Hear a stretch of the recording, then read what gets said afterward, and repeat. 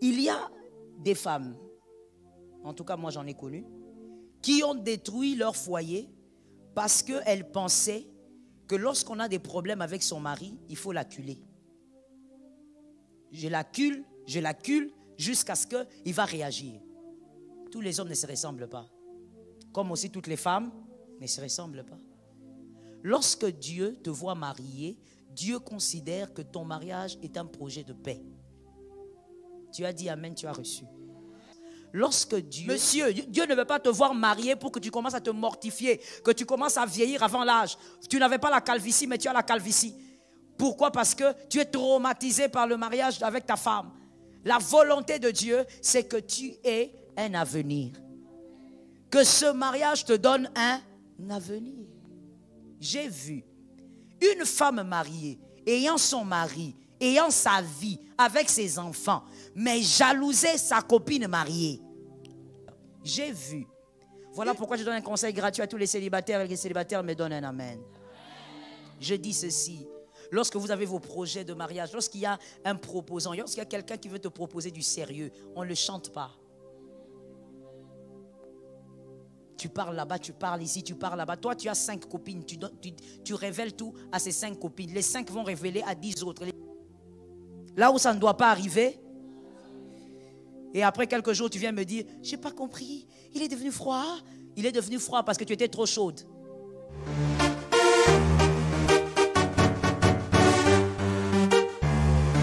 Shalom bien-aimé dans le Seigneur Jésus-Christ.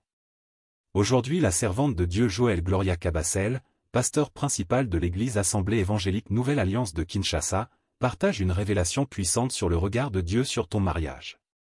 Beaucoup se demandent, mon mariage plaît-il à Dieu? Que pense Dieu de ma relation? Si tu veux connaître la pensée divine sur ton mariage et découvrir comment marcher dans sa volonté, alors reste jusqu'à la fin de cette vidéo. Le mariage n'est pas une invention humaine, c'est Dieu qui l'a établi dès la création. Genèse 2 verset 24 nous dit, « C'est pourquoi l'homme quittera son père et sa mère, et s'attachera à sa femme, et ils deviendront une seule chair. » Dieu voit donc le mariage comme une alliance sacrée, pas simplement un contrat entre deux personnes, mais un engagement devant lui.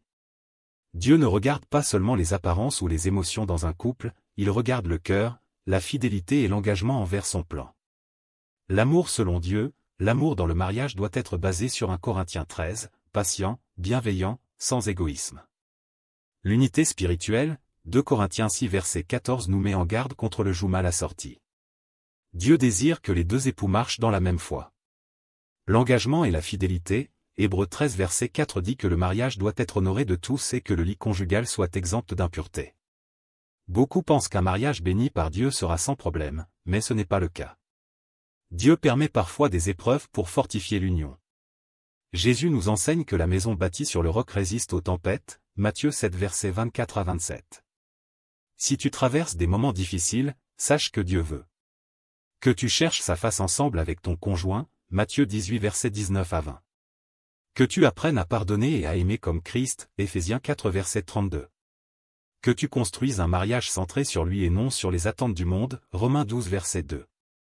Si tu veux que Dieu regarde favorablement ton mariage, mettez Dieu au centre de votre relation, prière et méditation ensemble. Soyez un modèle d'amour et de respect mutuel. Marchez dans la fidélité et l'intégrité. Cherchez la sagesse de Dieu à travers sa parole et des conseils spirituels. Bien-aimé, le regard de Dieu sur ton mariage est celui d'un père qui veut voir ses enfants s'épanouir et grandir ensemble dans l'amour et la sainteté. Que ton couple soit une lumière pour ce monde et un témoignage de la grâce divine. Si cette vidéo t'a édifié, laisse un commentaire avec un « Amen ». Abonnez-vous, aimez et partagez afin d'apporter l'évangile de Jésus-Christ aux nations car il y aura plus de joie dans le ciel pour un seul pécheur qui se repent. Que la bénédiction de Dieu soit votre partage dans le nom puissant de Jésus-Christ. Amen. Voici 3 perceptions sur ton mariage qui gisent à ta porte. 3 perceptions sur ton mariage qui gisent à ta porte. Gisent. Il y a 3 types de perceptions qui gisent à votre porte lorsque vous êtes mariés. La première, elle vient de Dieu. C'est la perception de Dieu. La perception de Dieu. Comment Dieu perçoit ton mariage. Lorsque tu te maries dans la volonté de Dieu, parce que tout mariage ne vient pas de Dieu. Les gens peuvent être bénis par les hommes, mais cela ne vient pas de Dieu. La famille peut prendre la dot, mais cela ne vient pas de Dieu. Et Dieu n'est pas d'accord avec vous. Mais lorsque ça vient de Dieu, voici la volonté de Dieu pour toi. Jérémie 29, 11. Jérémie 29, 11. Et une parole claire. J'espère que vous avez vos Bibles. Une parole limpide et même à retenir. Ma soeur, donnez-moi votre Bible, parce que la mienne, elle est anglaise. Si je lis, je serai obligé de lire et traduire. Merci. On a Jérémie 29, 11. Car je connais les projets que j'ai formés sur vous, dit l'Éternel. Projet de paix et non de malheur. Projet de paix et non, afin de vous donner un avenir et de l'espérance. Lorsque Dieu te voit marié, Dieu considère que ton mariage est un projet de paix. Tu as dit amen, tu as reçu. Non, tu as dit amen en retard, tu n'as pas reçu aussi. Quand tu es marié dans la volonté de Dieu, tu n'as pas besoin d'une prophétie autre. C'est déjà écrit. Non, qu'est-ce que Dieu pense de mon mariage? Pourquoi mon mari n'a pas de travail? Qu'est-ce que Dieu dit de mon mariage? Dieu dit projet. Qu'est-ce que Dieu dit sur mon mariage? Je n'ai pas d'enfant. Qu'est-ce que Dieu dit? Tu vas commencer à chercher tous les prophètes que tu as dans la contrée. Même Dieu, ainsi que les anges, ont pitié de toi. Des fois, je veux que quelqu'un retienne ça très bien. Regarde-moi et tu vas continuer à écrire plus tard. Des fois, on s'embrouille dans une chose. C'est pourquoi tout à l'heure, j'ai parlé de l'importance de l'information. Des fois, on s'embrouille dans ceci, et écoutons-nous bien, surtout les femmes. On croit que Dieu est dans l'agitation. On croit que lorsqu'on a un problème et qu'on commence à s'agiter, on va d'église en église, on entre de retraite en retraite. Je veux même te choquer. Des fois, même quand tu as des problèmes, Dieu ne t'attend pas en retraite. Je te réchoque. Des fois, même quand tu as des problèmes, Dieu ne t'attend pas dans la prière. Le choc n'est pas bien passé, je rechoque. Des fois, quand tu as des problèmes, je parle à une femme mariée, puisqu'on parle du mariage. Dieu ne t'attend pas à la prière. Dieu t'attend à la foi. Il veut juste que tu aies la foi.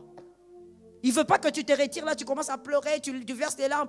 Nous, des fois, les chrétiennes, je précise, les femmes, on pense que quand on est dans l'agitation, c'est là que Dieu, il est vraiment d'accord et Dieu va agir parce qu'on est dans l'agitation.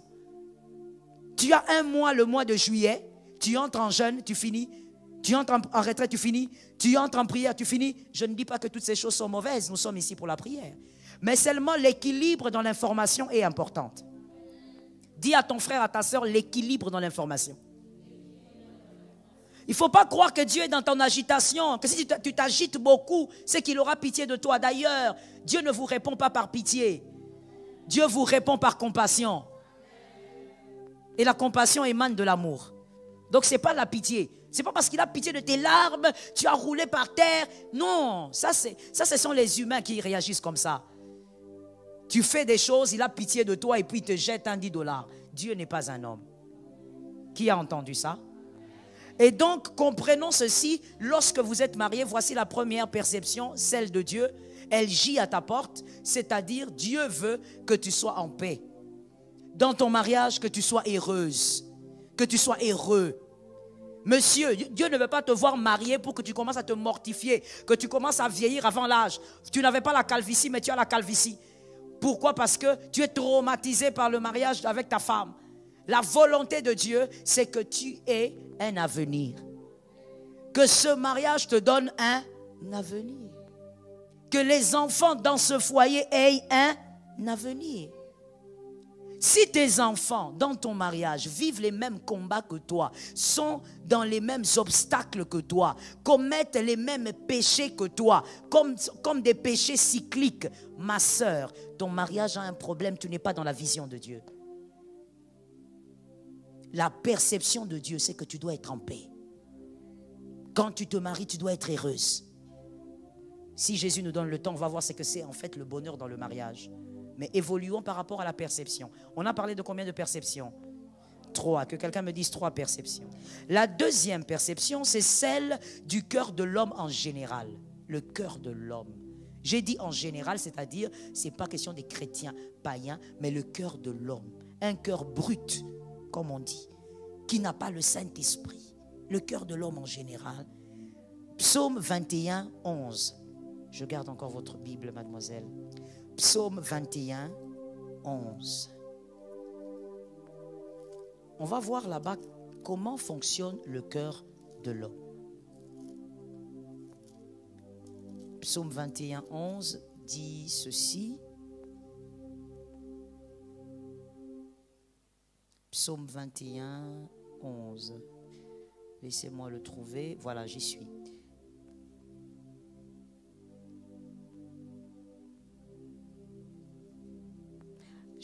Là, si vous avez Louis II, c'est le 12.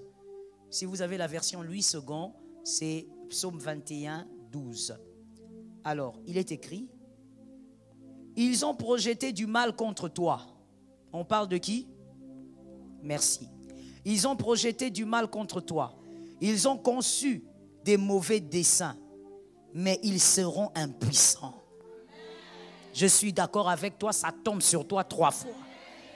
Pourquoi ils seront impuissants? Mais parce que, rappelle-toi, il est écrit dans Jérémie, projet de paix et non de malheur. Ce qui est écrit va arriver. Ils ont projeté contre toi des mauvais desseins. Ça veut dire le cœur de l'homme, c'est comme ça, en général. Je dis bien en général. Quand tu t'es marié et que tu es dans ton foyer, tu vois quelqu'un qui est content de ton foyer, c'est une exception. Dis ça à celui qui est à côté. C'est une exception. Ce qui est général, en d'autres termes, c'est que tu peux trouver partout, c'est qu'on ne va pas aimer ton mariage. Pourquoi ils ne vont pas aimer ton mariage? Pour rien. Le cœur de l'homme est comme ça. Le cœur de l'homme n'aimera pas le mariage d'une fille qui vient à peine de se marier, elle a 2 ans de mariage. Le cœur de l'homme aussi va haïr le mariage d'une dame qui a fait 40 ans de mariage. Le cœur de l'homme est comme ça. Tu dois savoir, je reprends ça parce que j'ai l'impression que le diable cherche à t'arracher ce que j'ai dit là. Je vais reprendre ça. Lorsque tu vois quelqu'un aimer ton mariage, c'est une exception. Il ne faut pas croire que sur 10, il y a 5 qui aiment. Sur 10 personnes, ils peuvent être à 2. Tous les restes cherchent à voir tes larmes. Voilà pourquoi je donne un conseil gratuit à une femme mariée et à une femme en devenir, à un homme marié en devenir. Ne présente pas tes larmes partout. Ne fais pas voir, tu vois ce qui sort ici qu'on appelle larmes là? Ne fais pas voir ça à n'importe qui. Dis à une voisine, à un voisin, le mental. Dis à une autre, le mental. Arrête d'être là comme ça, de faire couler. À chaque fois que tes émotions montent, tu sens que ça ne va pas, tu fais couler tes larmes partout. Il y a des personnes qui voient tes larmes, qui te donnent des mouchoirs et qui disent que ça coule encore. C'est ça la réalité de la vie, ma soeur, mon frère. Arrête d'être comme dans un dessin animé. La réalité de la vie est tout autre. Ce n'est pas en vain que Jésus lui-même a dit, je vous envoie comme des brebis au milieu des loups. C'est Jésus qui a dit, ce n'est pas un apôtre. Pourquoi Jésus considère que ce monde, c'est comme nous envoyer, nous, les brebis, c'est-à-dire des êtres faibles, fragiles, au milieu des êtres féroces comme des loups? Ça doit te faire réfléchir. Si tu as 10 amis, je te choque. 2 amis sont bons. Les restes sont des loups. Si tu en as 3, tu as un seul qui est bon. Les 2 autres sont des loups. Parce que le cœur de l'homme est compliqué. Que quelqu'un me retienne bien, regarde-moi très bien. Pendant que tu me regardes, qu'une onction te change. Et qu'une onction te permette maintenant d'acquérir une autre sagesse. Que quelqu'un me dise sagesse. Écoute-moi très bien. Pourquoi le cœur de l'homme est compliqué? Parce que quelqu'un qui est bien aujourd'hui peut devenir mauvais demain. Il y a des personnes qui sont bien aujourd'hui avec toi parce que tu as la situation que tu as. Le jour où ton mari aura une promotion, le même cœur change. Mais c'est la même copine d'enfance avec qui tu étais. Je dis maintenant ça pour un homme intelligent et une femme intelligente va capter la phrase. Il y a donc des cœurs qui ont une certaine bonté au gré du vent. Je le dis autrement. Il y a des cœurs qui sont bons au gré de la situation. Il y a même des cœurs qui sont bons au gré de tes poches. Quand tes poches commencent à s'augmenter, le cœur aussi commence à changer. Et généralement, ce sont des personnes dangereuses. Pourquoi? Parce que comme elle a toujours été avec toi, tu ne verras pas son cœur changer. Tu ne verras pas le mal venir parce qu'elle a toujours été avec toi. La Bible dit, le psaume dit, ils ont des desseins, des très mauvais desseins contre ta vie. Ne laisse pas n'importe qui voir tes larmes. Même quand ça chauffe, garde ça à l'intérieur. Je n'ai pas entendu quelqu'un. Même quand ça chauffe, je dis fais quoi? Garde. Tu n'es pas incapable de garder ça. Garde ça. Va pleurer seul dans la chambre avec Jésus.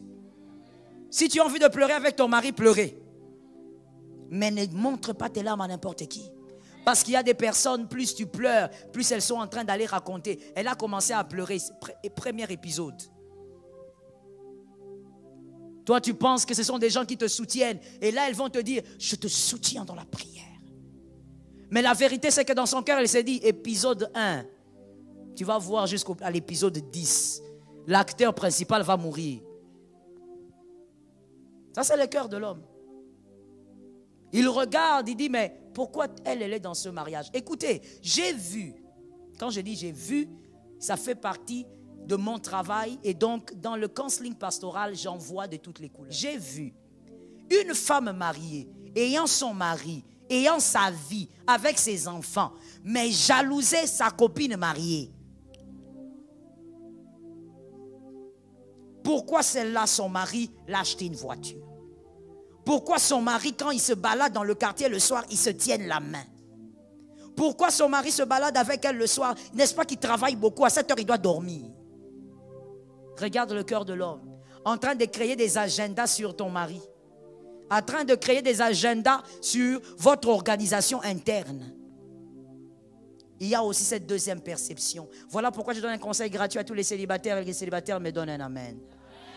Je dis ceci. Lorsque vous avez vos projets de mariage, lorsqu'il y a un proposant, lorsqu'il y a quelqu'un qui veut te proposer du sérieux, on ne le chante pas.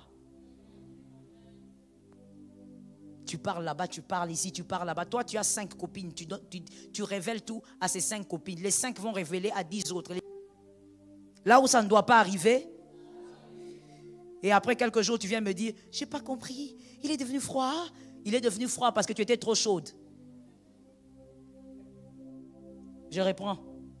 Il est devenu froid parce que tu étais trop chaude. Lorsqu'on veut t'épouser, on n'est pas chaude comme ça. Il faut se calmer.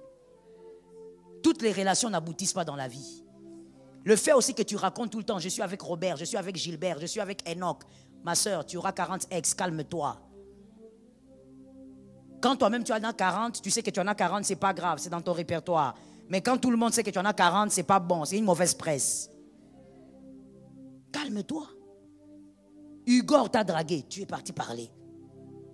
Jean-Luc t'a dragué, tu es parti parler. Oh, vous n'avez pas remarqué? Vous ne voyez pas comment il me regarde, ma soeur. Joseph a été vendu parce qu'il parlait trop. Tu vas vendre ton rêve aussi. Calme-toi. Tu as parlé déjà au pasteur, ça suffit. Tu as parlé peut-être à un encadreur, c'est bon qu'on vous aide à évoluer spirituellement. Parce qu'il y a aussi des combats dans toute cette affaire-là. Est-ce que quelqu'un m'entend? Lorsque toi tu es en train d'aller raconter, mais écoute, moi j'ai vu des filles qu'on a plaquées par leurs proposants ayant des bons projets. Parce que l'histoire s'est tellement distillée qu'un jaloux, comme on vient de dire là, un jaloux ou une jalouse vient là-bas et dit au gars, mais toi tu veux épouser cette fille, est-ce que tu la connais? Il dit, mais attends, mais justement, c'est pourquoi on prend le temps pour qu'on se connaisse et tout. Moi, je veux l'épouser. Mais cette fille-là a trop avorté. Mais tu vois l'avortement dont on parle. Non, écoute-moi très bien. Écoute-moi vraiment. Tu vois l'avortement dont on parle sur la sœur n'a jamais existé. La personne a monté toute une histoire. Pourquoi? Pour ne pas voir ce garçon épouser cette sœur. Pourquoi? Parce que la sœur avait parlé à quelqu'un. Cette histoire n'a jamais marché. Parce que le garçon, quand il est venu, il me dit, maman, on m'a dit qu'elle a avorté autant de fois. Moi, je n'ai pas un problème avec son passé, c'est sa vie. Mais elle aurait dû me dire, c'est quand même la femme que je vais épouser. Elle aurait dû me dire la vérité. La fille aussi devant moi et devant le gars, elle dit, je n'ai jamais avorté. Je ne connais pas cette affaire. Elle a pleuré, elle a gémi, elle a tout fait. Qui va te croire?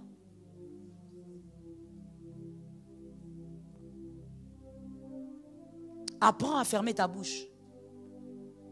En ce qui concerne ta vie, ils ont des projets contre toi. Et généralement, ils ne sont pas loin. Apprends à garder. Quand tu es fiancé, apprends à garder les choses pour toi. J'ai vu aussi une autre histoire assez bizarre où un garçon a fait son choix et il s'aimait bien avec la fille. Mais le meilleur ami du garçon convoitait la femme de l'autre. Et il a tout fait. Et ces couples-là n'ont jamais existé. Moi, je les trouvais aussi très beaux ensemble. Et puis, ils avaient une bonne spiritualité. Mais ils ne se sont jamais mariés. Parce que le meilleur ami du garçon avait aussi de l'œil sur la sœur. Voilà pourquoi j'ouvre aussi une parenthèse. Vous aussi, les célibataires, ou vous qui êtes dans une situation où vous vous engagez. Ton fiancé, c'est un seul homme. L'ami de ton fiancé n'est pas ton fiancé. Et je veux même dire que l'ami de ton fiancé n'est pas ton ami. Toi, tu as rencontré le garçon avec son ami. Toi, tu es venu entrer là-dedans, tu te fais ami. Tu te fais ami comment? Là où ils se sont rencontrés, tu ne sais pas. Tu veux exagérer dans ton zèle. Ma soeur, quand tu exagères dans le zèle, en croyant que c'est ça qui va te permettre de te marier, tu vas tout abîmer. Est-ce que quelqu'un m'entend? Que l'ami de ton mari reste l'ami de ton mari. L'ami de ton fiancé reste l'ami de ton fiancé. Si toi tu veux des amis, crée-toi des amis. Mais ne va pas chercher aux amis de ton mari. Non, je veux être la bonne femme. Être la bonne femme, ce n'est pas de cette manière-là. Tu vas créer un désordre.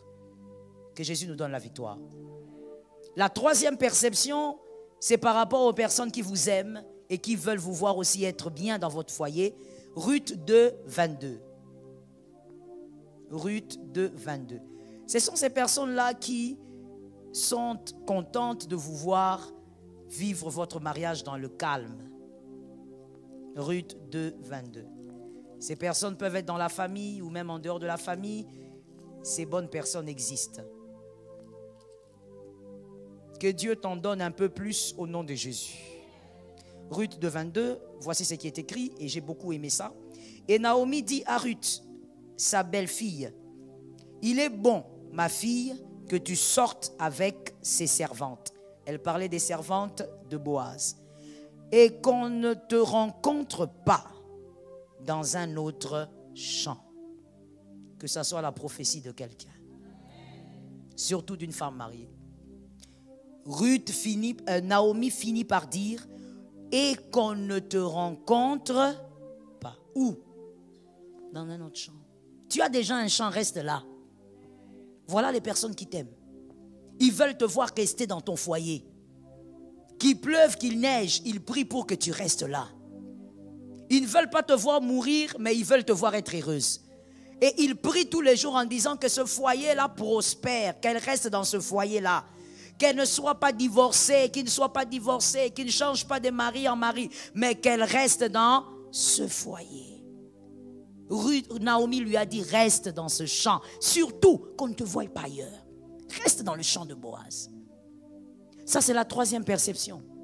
Des gens qui aiment te voir marié, qui aiment te voir dans ton foyer. Vous savez, l'un des signes, je ne les ai pas écrits, ce n'est pas la thématique d'aujourd'hui, mais je vous donne l'un des signes pour savoir que quelqu'un aime ton foyer. Généralement, c'est quand on a des problèmes. La réaction de la personne quand on a des problèmes. Qu'est-ce qu'elle vous dit? Quand vous avez des problèmes dans votre foyer et que la personne vous pousse à aller votre mari pour arranger, Elle aime votre foyer. Mais quand vous êtes en problème et que votre meilleur ami, que vous soyez garçon-fille, commence d'abord à vous rappeler vos qualités pour vous rappeler également que cet homme, cette femme ne vous mérite pas, vous êtes devant deux catégories. Soit vous êtes devant un inconscient, on ne demande pas conseil à un inconscient, ou encore vous êtes devant quelqu'un qui n'aime pas votre mariage. Parce que quelqu'un d'autre, ça peut simplement être un inconscient. On ne demande pas conseil à un inconscient, même si c'est ton ami. Voilà pourquoi une fois je crois que je t'ai parlé des relations en te disant, il faut savoir quel type d'amis tu as. Et même les degrés de la conscience de chaque ami, tu dois savoir. Les degrés de la maturité de tes amis, tu dois savoir. Il y a des amis avec qui tu ne fais que rire, tu bois, tu manges, ça c'est la limite là. Avec lui, on ne parle pas mariage. Immaturité n'est là, Johanna. Mais c'est ta copine.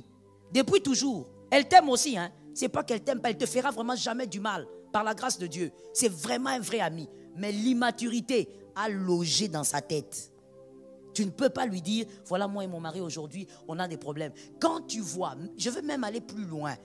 Ce sont les moments de choc. Dis à ton frère, à ta soeur, ce sont les instants de choc. Je vais même plus loin. Quand tu rencontres même un homme de Dieu, ou soi-disant, parce qu'un homme de Dieu ne peut pas réfléchir comme ça. Alors je vais mettre avant ça soi-disant. Qui te dit, tu as des problèmes avec ton mari, avec ta femme, mais cet homme, soi-disant homme de Dieu, commence par te dire, voilà, avec tout ce que tu es, comment il peut te traiter comme ça? Il ne voit pas que tu es une belle femme, il ne te mérite pas, et elle ne mérite pas un homme comme toi. Ça, ce n'est pas un homme de Dieu normal. Il y a une autre sémence là-bas. Lorsque tu as des problèmes avec ton mari, ta femme, l'un des signes qui montre que la personne qui parle aime votre couple, il te dira, malgré toutes les qualités qu'elle pourra ascenser dans ta vie, la personne te dira, va régler. Va vers ta femme, va vers ton mari. Ce n'est pas un monstre, c'est lui que tu as épousé. Va arranger. Celui qui ne t'aime pas va t'éloigner. C'est le système du serpent. Le système du serpent. Adam est à côté, mais le serpent ne dira jamais à Ève. Demande un peu à ton mari, qu'est-ce que Dieu vous avait dit? Le serpent va parler à Ève comme si l'homme n'était pas là. Voilà pourquoi pendant des années, il y a beaucoup de gens qui n'ont pas bien lu ces récits, qui ont toujours cru que lorsque le serpent avait parlé à Ève, Adam était loin. Beaucoup de gens l'ont même prêché. Parce qu'on n'a pas lu, on a lu vite. Mais quand tu lis, tu vois, il y a même des versions qui disent clairement que l'homme était à côté. Mais comment le serpent peut parler comme si l'homme n'était pas là? À aucun moment il n'a fait mention d'Adam. Il a parlé à Ève comme si l'homme n'était pas là. C'est le système du serpent. Un cœur qui n'aime pas ton foyer va t'éloigner de ton mari. Je veux dire ceci, écoutez pour la vie, célibataire, parce que les mariés le savent. Célibataire, vous devez savoir que quand on est dans le mariage et qu'on a des problèmes, quand on cherche à parler à quelqu'un, ce n'est pas pour que la personne vienne tuer. Oui, je répète ça encore. Ce n'est pas pour que la personne vienne tout détruire, non. Même quand on parle et qu'on est fâché contre sa femme, on est fâché contre son mari, on est vraiment remonté. Ce n'est pas pour que la personne vienne dire, voilà, aujourd'hui vous n'allez pas dormir ensemble. Non, c'est quoi? C'est là où tu verras que les couples vont se retourner contre toi. À un moment donné, ils vont dire, hé, calme-toi un peu, maman, c'est quoi? On t'a appelé, tu commences à nous agiter comme ça, comment? Hein? On a juste une petite dispute, tu nous amènes des problèmes ici. Et tu dis, ah, mais j'étais venu vous aider. Au fait, quand les couples se plaignent, c'est pour dire, aidez-nous. Ce n'est pas pour dire, séparez-nous. Attention avec cela. Avançons. Lorsqu'on est marié, il y a des principes à placer sur le fondement de votre mariage, afin que ces principes vous aident à rester stable, comme sur une chaise à 4 pieds. Je t'ai dit au début, je t'ai parlé de l'information. Quand on n'a pas l'information, ma soeur, on peut mourir. Quand on n'a pas l'information, surtout la bonne information, on va faire des choses tout en croyant que c'est bien, alors que tu es en train de tout détruire. Voilà pourquoi la Bible dit la femme sage et l'insensé fait quoi? Détruit comment? De ses propres mains. Pas les mains de quelqu'un d'autre. Oh non, j'étais envoûté. Faux. Ce sont tes mains qui ont détruit. Tu n'es pas sage. Oh non, non, j'avais des mauvais conseillers. Faux. Madame, la Bible dit, c'est avec tes propres mains que tu as détruit ton foyer. Alors il faut faire attention. Placer les bons fondements. Placer des principes comme fondement dans un mariage. Pour éviter certains dégâts. Est-ce que quelqu'un m'entend? Il y a des femmes, en tout cas moi j'en ai connu, qui ont détruit leur foyer parce qu'elles pensaient que lorsqu'on a des problèmes avec son mari, il faut l'acculer. Je l'accule jusqu'à ce qu'il va réagir. Tous les hommes ne se ressemblent pas. Comme aussi toutes les femmes ne se ressemblent pas. Toi, tu vas acculer ton mari en croyant que ton mari, il est comme Gilbert. Gilbert, c'est qui? Ton ex. Tu dis non, si je l'accule, comme on a des problèmes là, il faut que je l'accule. Et puis, on va parler. Quand il te dit non, laisse-moi tranquille. Non, non, non, tu dois parler. Non, je ne suis pas d'humeur. On va parler plus tard. Non, pourquoi? Il y a même des femmes qui vont jusqu'à dire, tu es qui? Tu vas parler aujourd'hui, tu vas m'expliquer aujourd'hui. La fille là, c'était qui? Toi, tu crois que si tu l'accules, c'est là que tu auras la vérité. Toi, tu crois que si tu l'accules vraiment, ça change quelque chose. Même s'il sort avec cette fille-là, c'est parce que tu l'accules qu'il va arrêter de sortir. Je dis à quelqu'un, les menaces n'ont jamais aidé quelqu'un. Les menaces n'ont jamais redressé un homme ou une femme. Et d'ailleurs, je vais te libérer une vérité.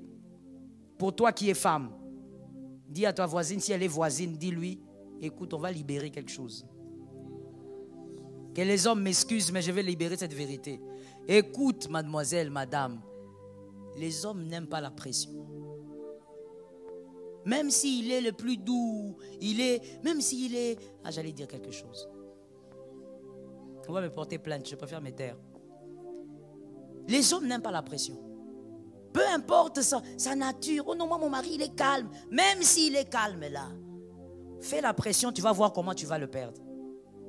Et j'ai l'habitude de dire, je te l'ai toujours dit, en tout cas si tu es une fille de cette maison, tu ne peux pas dire que tu ne l'as jamais entendu, même 5 fois. J'ai toujours dit, perdre une femme, perdre un homme n'est pas seulement les divorces. Moi j'ai vu des hommes décider de vivre avec leur femme jusqu'aujourd'hui.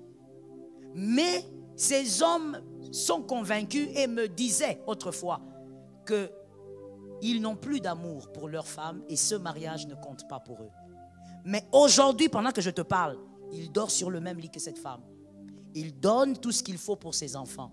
Il vit avec sa famille. Il y a des hommes des principes qui ont décidé de ne jamais divorcer. Ma soeur, célibataire, j'ai pitié de toi.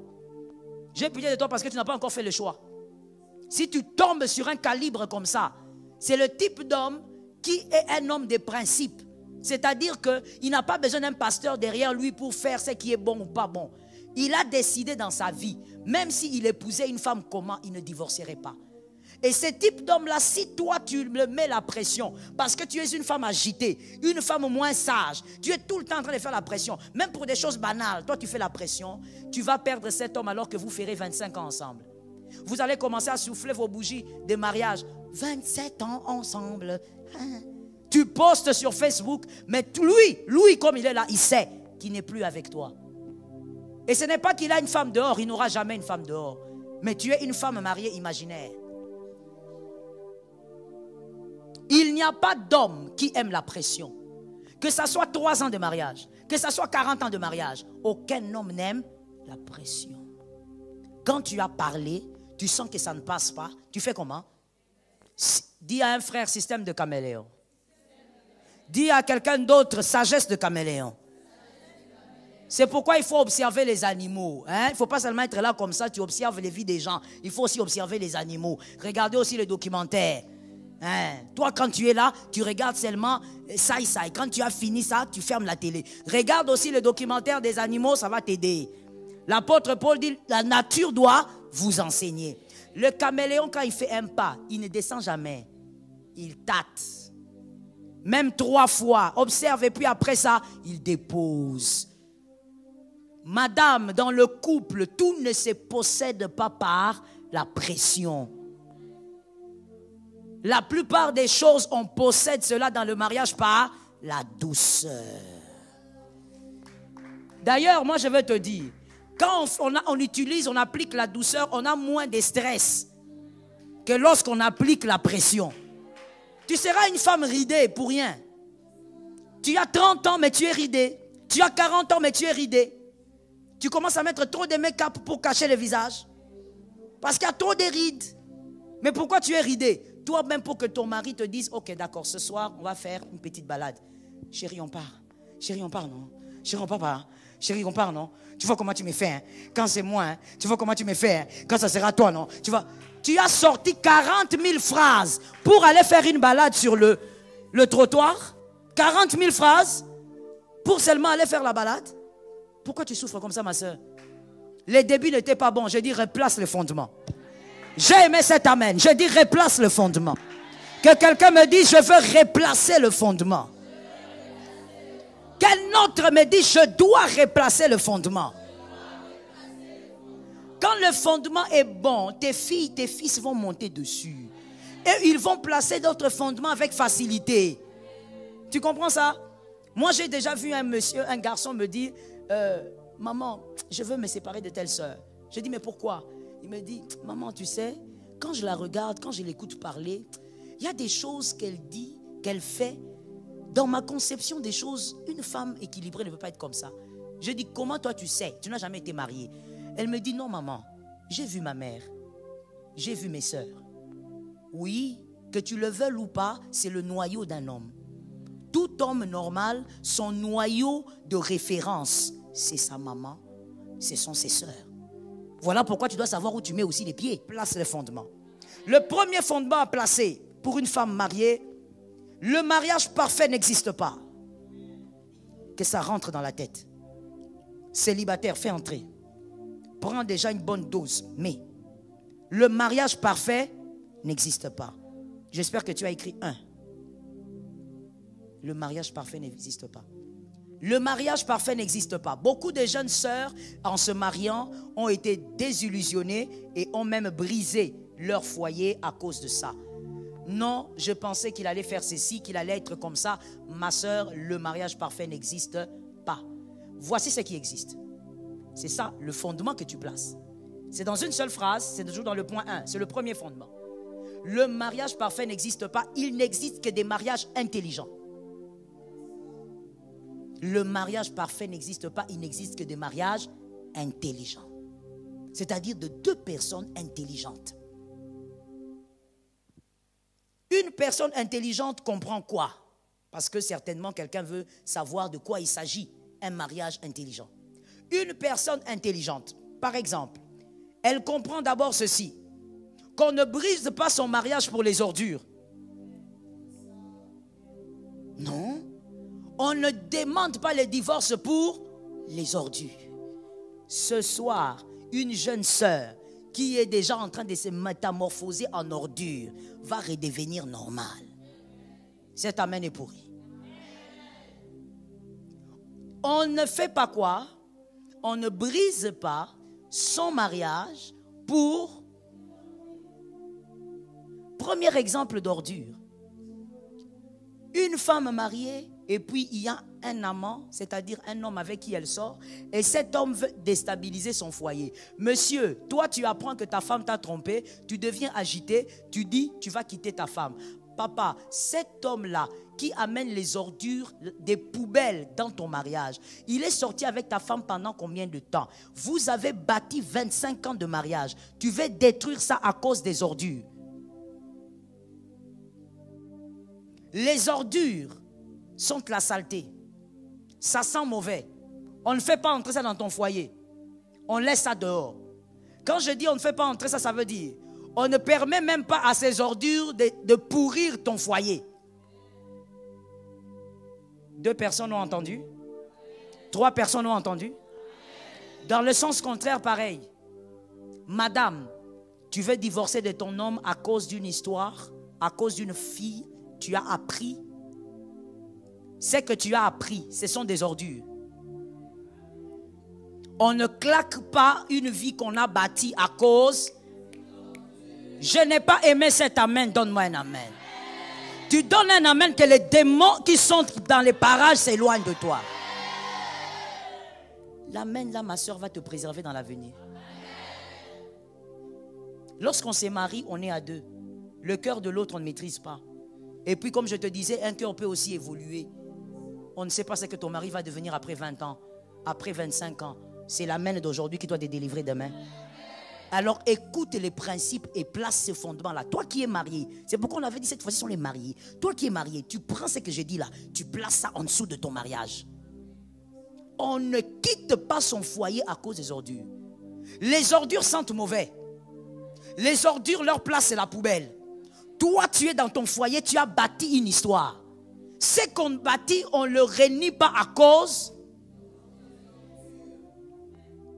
Si ton mari voulait bâtir quelque chose, il allait venir te dire, écoute, je te quitte, je vais bâtir une histoire avec Juliette, avec Agnette, avec Caroline.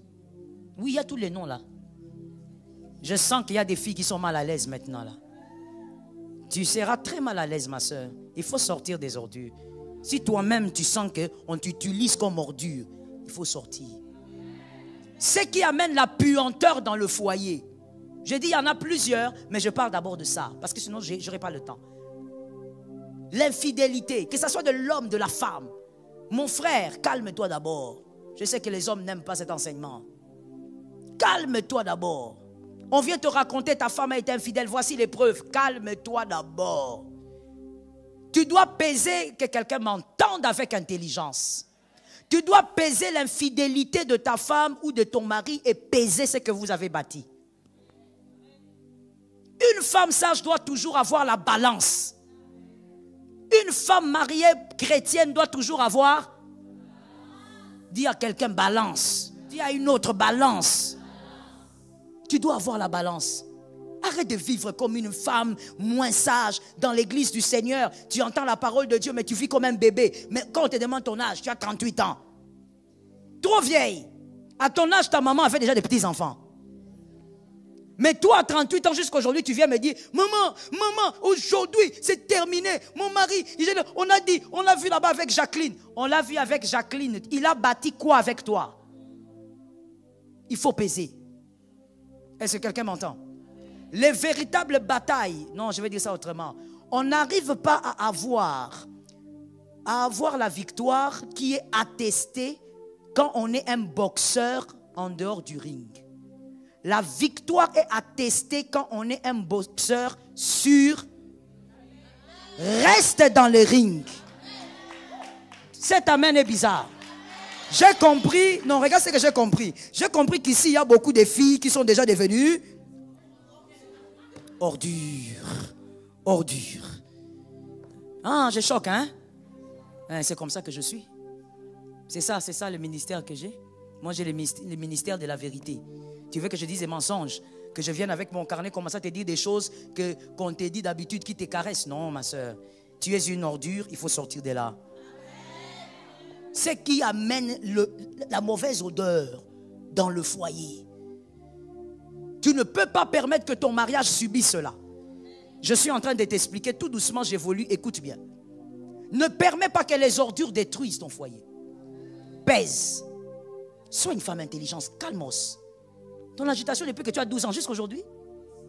Quand on grandit en âge, on grandit aussi en maturité. Il y a aussi des attitudes ça tombe.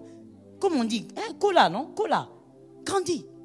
Ça veut dire que quand tu étais 17 ans, là, tu étais chaude, kobunda, tout ça. Mais quand tu grandis, 25 ans, maintenant tu commences un peu à réfléchir. Celui qui est venu te raconter d'abord qu'il a vu ton mari, il veut quoi? Il faut d'abord lui demander, frère, tu veux quoi? Ma copine, ma meilleure amie, tu veux quoi? Bon, maintenant quand tu l'as vu là, tu veux toi quoi? Tu es venu pour détruire mon cœur. Tu ne vas dire à personne cette affaire-là, la personne va dire oui, j'acclame. Tu es venu me parler pour me détruire. Alors commence d'abord par éliminer les gens qui veulent détruire ton cœur. Pas d'ordure dans ton mariage. Pas d'ordure. Regarde comment les femmes moins sages, que tu aies 15 ans, que tu aies 25, que tu aies 70 ans, quand tu es une femme insensée, tu es insensée. Ce n'est pas une affaire d'âge. Regarde comment elle se comporte. Non, il exagère son infidélité. Allez, qu'ici. Bon, tu crois que c'est quand tu dis ça, que tu le confesses, que tu as changé quelque chose. J'ai l'habitude de dire aux femmes et aux hommes qui malheureusement subissent ce genre de choses, Dans la vie, il faut savoir ce qu'on veut. Si tu veux te battre, alors porte les armes pour te battre. Quand je dis te battre, ça veut dire te battre pour garder ton foyer. Ce n'est pas te battre avec... Toi-même, tu as complété. Il faut savoir ce qu'on veut dans la vie. Si tu veux commencer à crier, criailler comme une petite poule sans force, c'est comme tu veux. Mais si tu veux garder ce que tu bâtis, parce qu'une femme, on dit, elle bâtit. Le plan de la femme, c'est de bâtir. Quand tu as bâti, ma soeur, que cette prophétie tombe sur une femme mariée. Quand tu as bâti ton foyer, ce n'est pas seulement maison, quoi. Mais tu bâtis aussi pour que tes filles aient la référence d'un père. Que tes fils aient la référence d'un père. Et toi-même, quand tu le regardes, on vient de te raconter qu'il était avec Jacqueline là-bas. Tu rentres à la maison, tu le regardes. Dans ton âme, tu dis, tu vas rester là. Tu ne bougeras pas. Mes filles auront une référence de père. Mes fils auront une référence de père. Tout ça, c'est bâtir. Demande à un garçon qui n'a pas grandi avec son père. Il te dira ce que ça fait. Demande. Peut-être que toi, tu as eu la grâce. Tu ne comprends pas. Tu crois que comme ça, en battant de l'œil, comme ça, tu peux claquer ton foyer. Demande à une fille qui a grandi sans père ce que ça fait. Manquer cette référence. Quand tu bâtis tout ça là, ma soeur, que personne ne vienne te déstabiliser à cause d'une affaire extérieure. Pèse ce que tu bâtis et pèse aussi quoi? L'infidélité. Elle est là comme ça, elle t'envoie un texto. Ça fait 4 ans que je suis avec ton mari. 4 ans? Mais toi, tu es avec lui depuis 10 ans. De quoi elle parle? Est-ce que quelqu'un m'entend très bien? Et d'ailleurs, je vais te dire une chose. Voilà pourquoi une femme mariée qui vit ces genres de tromperie doit apprendre à se maîtriser dans une certaine dimension. Parce que, écoute-moi très bien, dans ce genre de cas, la personne qui parle beaucoup, c'est la personne qui sent qu'elle est en train de perdre les armes. C'est la personne qui sent qu'elle est en train de perdre la place. Quand tu vois une femme extérieure commencer à beaucoup parler, ce n'est même pas une femme extérieure, c'est une copine, c'est une voleuse. On va l'appeler voleuse. Quand tu vois une voleuse commencer à trop parler, la vérité c'est qu'elle commence à perdre de l'espace. Alors toi tu te calmes, c'est toi qui bâtis. Est-ce que quelqu'un m'entend bien? Je vais passer par rapport à ça pour te dire ceci. D'abord tu prends Matthieu 19, 8. Matthieu 19, 8, Jésus a parlé de ça. Jésus a dit, lorsque les pharisiens lui posaient la question sur l'adultère, il a dit, au commencement, il n'en était pas ainsi, c'est-à-dire le fait de répudier lorsqu'il y a l'adultère, parce qu'au commencement, c'était plutôt la loi de l'amour. Ça veut dire, tu dois savoir que tu ne dois pas bouillonner dans les émotions. Navigue dans la sagesse, navigue dans l'intelligence. Je veux passer pour dire ceci maintenant. Je veux aller vers autre chose et dire ceci d'abord avant de clore ce chapitre sur la capacité de ne pas tout détruire à cause des ordures. Si ton mari ne te respectait pas, malgré toutes ses infidélités, si ton mari ne craignait pas de te perdre, parce que je veux dire ça comme ça, parce qu'il faut dire qu'une infidélité, c'est aussi un manque de respect. Donc on va plutôt dire... si ton mari ne craint pas de te perdre, si ton mari ne craignait pas de te perdre, malgré ses infidélités, il serait venu devant tes yeux te dire, je te trompe. Avec Karine, elle a 80 kilos. Elle est claire. Il serait venu te donner des détails. Mais comme il ne t'a pas parlé en face, comme il joue au jeu du singe, au jeu de cache-cache, c'est que la vérité, c'est qu'il a envie de te cacher. Il a envie de te garder. Alors tu n'as pas le temps à perdre avec ce qui veut déstabiliser ton foyer. Bâtis. Est-ce que quelqu'un m'entend? Et non seulement tu bâtis, mais comme tu bâtis aussi spirituellement, il y a un feu qui finira par réstabiliser les choses dans ta maison. Tu as capté? Est-ce que je peux avancer?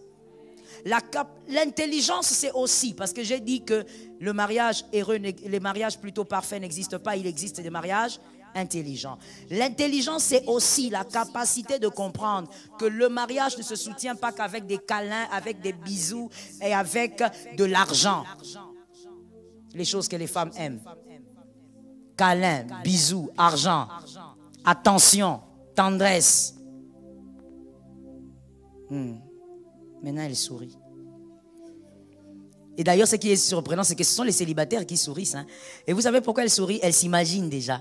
Ah, le mari tendresse. Ah, ma soeur, que Dieu te soutienne. Le mariage ne se soutient pas qu'avec ça. Un homme, une femme intelligente va comprendre que le mariage se soutient avec le surnaturel également.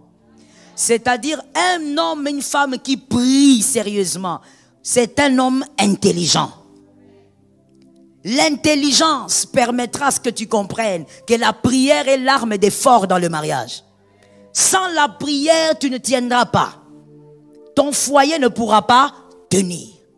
Et donc, un homme intelligent, une femme intelligente va naviguer dans la prière, va naviguer dans le monde spirituel. Est-ce que quelqu'un m'entend bien? À des moments, tu pries, le Seigneur te dit, aujourd'hui tu vas dormir par terre, ton mari te dit câlin, tu dis chérie, câlin, tu as câlin pendant 4 minutes, les autres minutes je dors par terre parce que ce mariage doit être soutenu par le monde spirituel. Demain, ce qui va arriver, on ne le sait pas.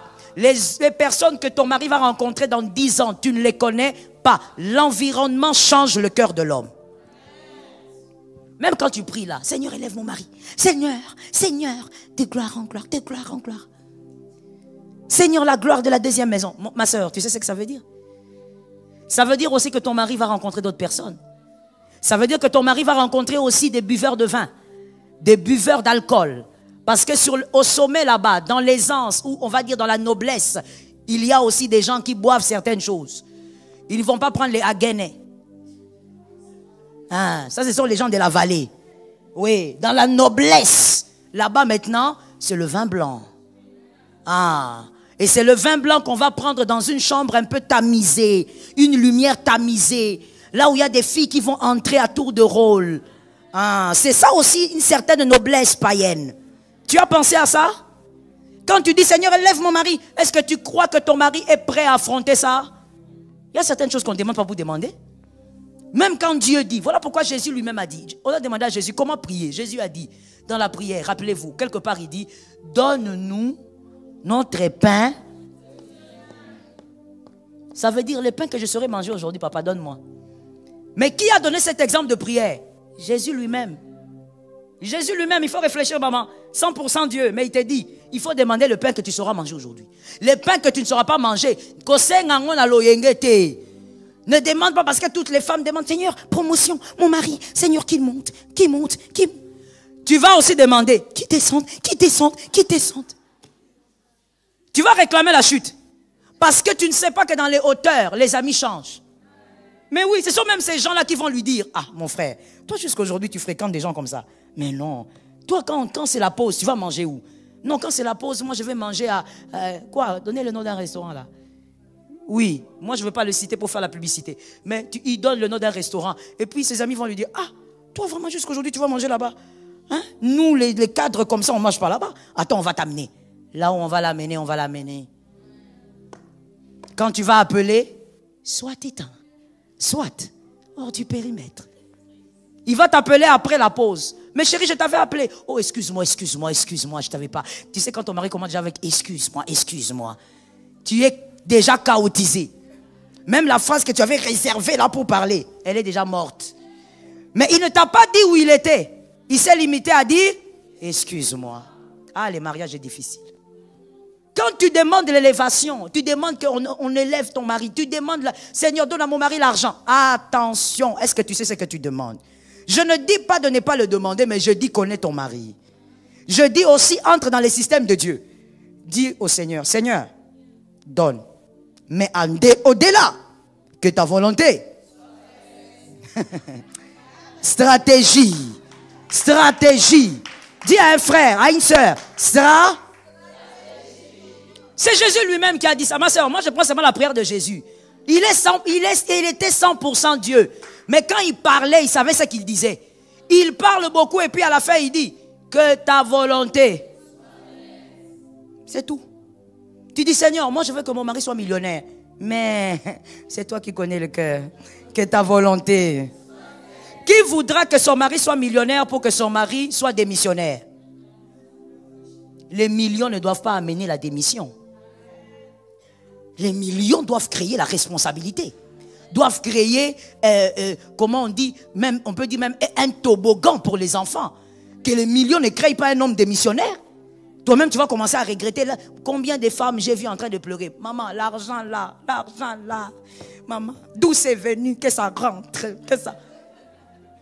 Parce que quand l'homme n'avait pas cet argent, l'homme dormait avec elle. Depuis qu'il a commencé à voir certains billets, c'est fini. Quand il sort de son porte-monnaie, ce n'est plus le franc congolais, maintenant ce sont les héros. Alors depuis qu'il voit les héros, il est monté aussi vers les héros.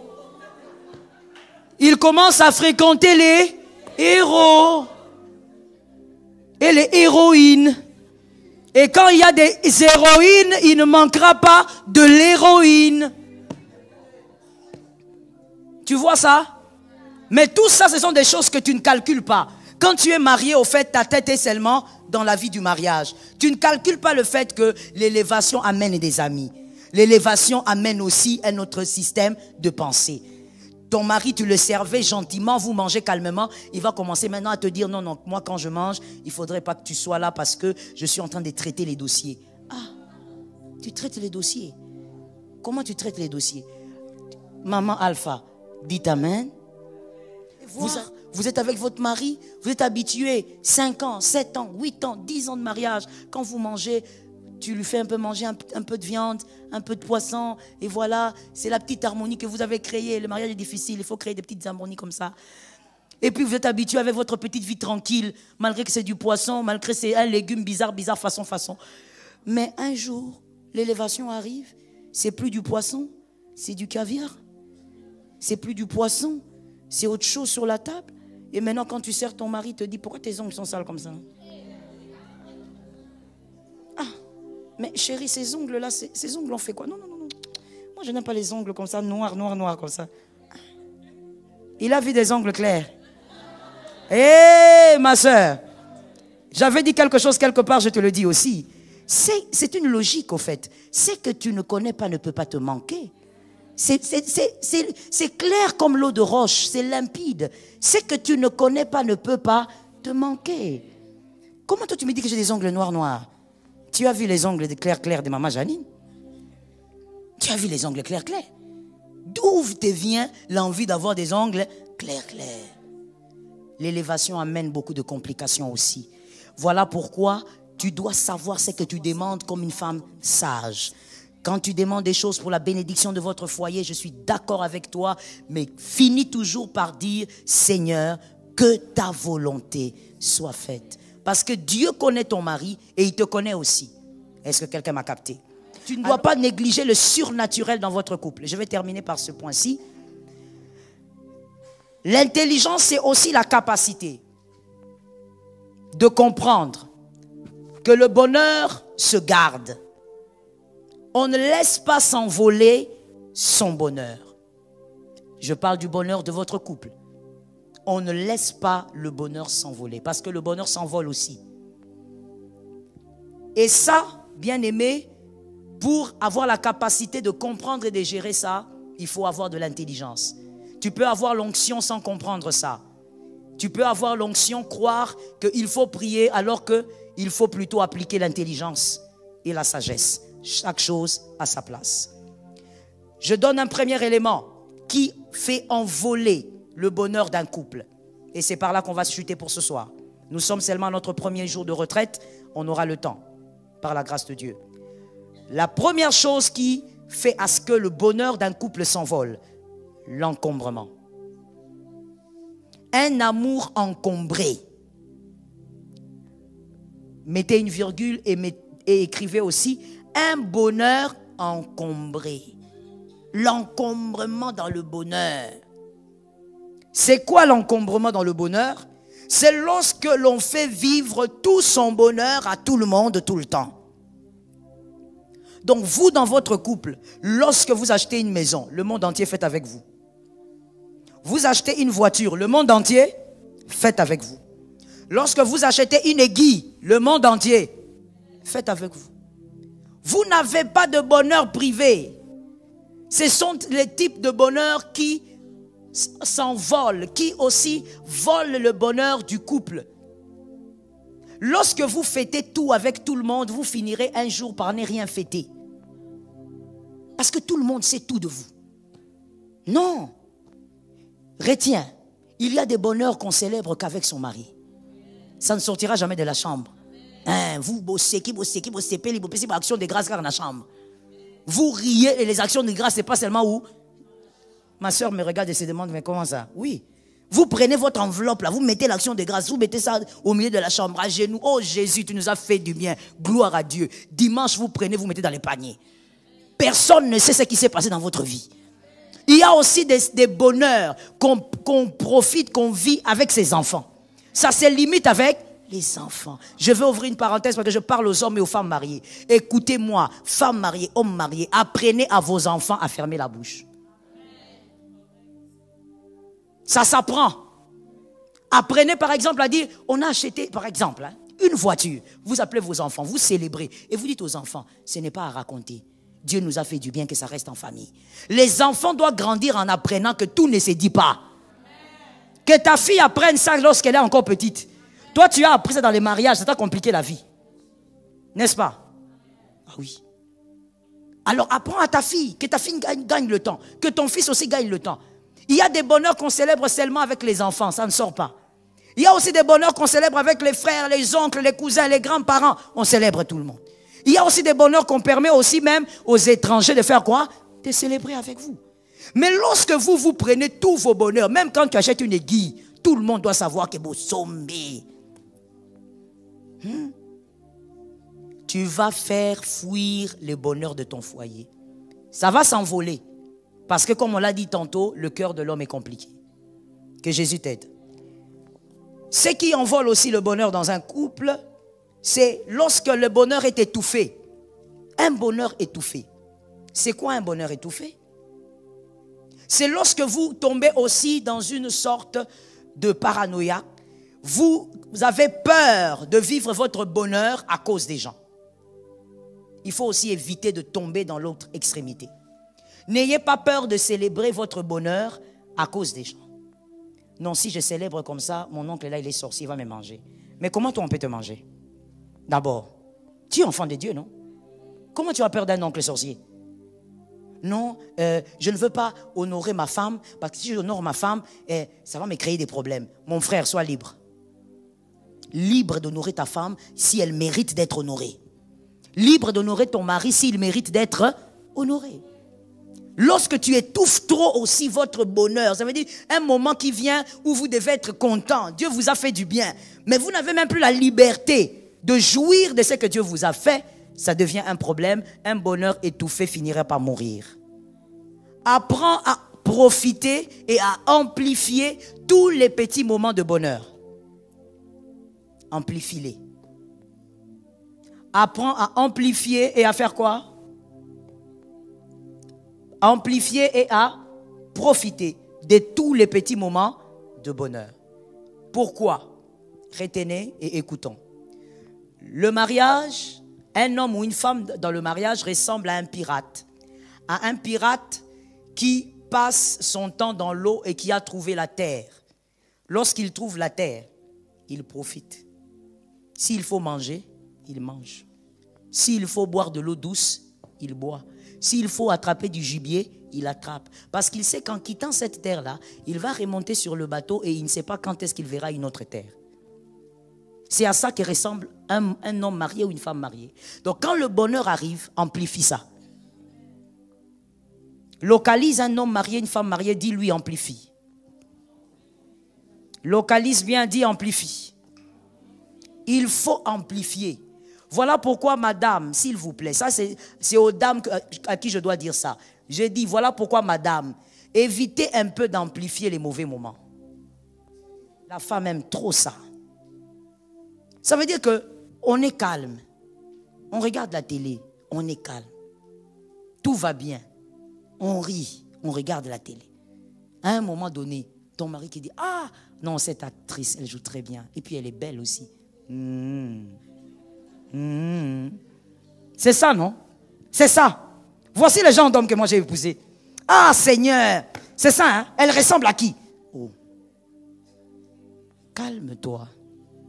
Pourquoi la femme aime amplifier les mauvais moments? Amplifie les bons moments. J'ai vu même des femmes, elles aiment tellement amplifier les mauvais moments que quand l'homme savoure avec elle des bons moments de bonheur, là, vous mangez peut-être des cacahuètes, vous riez, vous pensez à des choses. Tu vas voir seulement la femme va sortir un truc. Qui s'est reconnu? Qui s'est reconnu? Les femmes sont comme ça. Elle va sûrement sortir. Donc, veut dire, on est calme. On mange des cacahuètes et tout, on rit, on passe au passé. Tu te rappelles, ah, Dieu nous a fait du bien. Tu sais comment on veut commencer. Mais tu vas voir seulement la femme va jeter un venin. Juliette a kanisa qui a reçu, qui a vanda,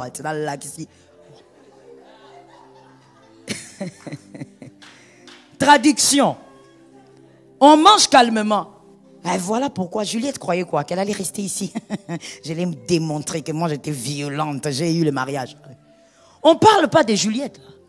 On est en train de parler des bons moments vécus. Non, la femme, elle n'aime pas ça. Vous savez, il y a des gens qui disent la femme n'aime pas la paix. Hein? Il y a des gens qui disent ça, non? Tu as déjà entendu ça. Des fois même peut-être ton mari t'a déjà dit ça. La femme n'aime pas la paix.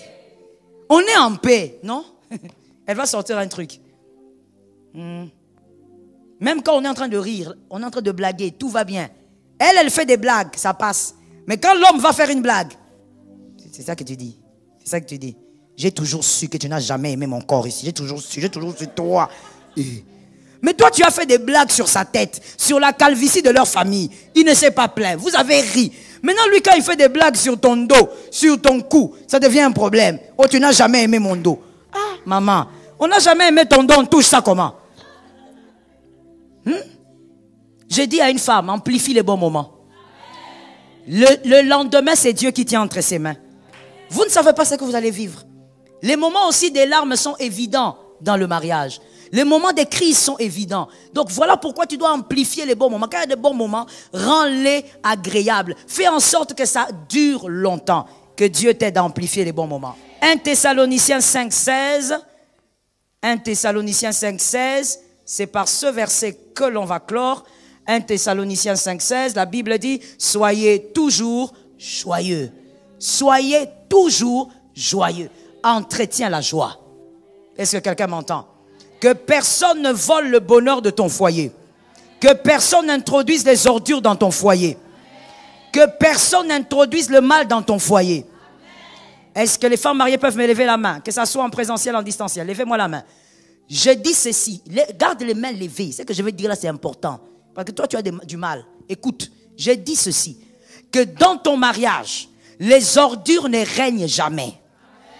Que dans ton mariage, tu ne vives pas un mariage avec l'ombre d'un ex. Le mariage se vit à 2 et non à 3. Ce n'est pas parce qu'il t'avait trompé que tu dois vivre continuellement avec l'ombre de cette femme chez toi. Avec l'ombre de cet homme-là chez toi. Descends maintenant ta main. Tu as capté ce que j'ai dit? Non, j'ai posé une autre question. Est-ce que tu as capté ce que j'ai dit? Est-ce que tu répètes tout le temps à ton mari son infidélité, à ta femme son infidélité, tu es en train d'être un homme, une femme insensée parce que dans ton mariage, tu vis avec l'ombre de l'autre. L'ordure n'entre pas dans le mariage. Les ordures n'entrent pas. Mets-toi à genoux, je vais prier pour toi. Tu es marié, tu vas mettre ta main droite sur ta poitrine, célibataire, ta main gauche sur ta poitrine. Au nom de Jésus, par l'autorité du Saint-Esprit. Seigneur, chacune et chacun son état. Père, manifeste-toi dans la vie de celui qui a entendu ce soir et qui a cru. Je viens chasser, je viens refuser le pouvoir de la destruction. Je viens refuser le pouvoir du mal qui cherche à détruire les mariages, à détruire les foyers. Je déclare au nom de Jésus que selon ta position, l'Éternel te donne ta part. Selon ta position, l'Éternel honore ta part. Jésus te donne la victoire dans ton domaine. Jésus te donne la victoire selon l'état que tu as. Jésus manifeste sa grâce dans ta famille. Il manifeste sa grâce dans ton foyer. Que ceux qui se lèvent contre ton mariage rencontrent l'Éternel. Toi-même, au nom de Jésus, je t'interdis de te lever contre ton mariage. Toi-même, au nom de Jésus, je t'interdis de t'élever contre ce que tu as bâti. Je t'interdis de t'élever contre ce que tu as sémé. Que Jésus te donne la sagesse et l'intelligence. Que Jésus te donne la capacité de voir comme lui. Il y a un avenir et de l'espérance. Il y a un bonheur dans ton couple. Vis la grâce de Dieu au nom de Jésus. Je viens éloigner de tous les célibataires les mauvais contrats, les mauvaises alliances, les mauvaises relations. Ce qui ne te bénira pas doit s'éloigner de toi. Ce qui ne t'arrosera pas doit s'éloigner de toi. Ce qui n'est pas sujet de joie doit s'éloigner de toi. Ce qui est toxique doit s'éloigner de toi. Je déclare que l'Éternel mette sur ton chemin la femme de ta vie, l'homme de ta vie, la personne de ton existence. Que Dieu te donne la sagesse pour gérer cette relation. Que ce qui est destructeur n'entre pas dans votre relation. Que tous les ordures ne s'expriment pas dans votre relation.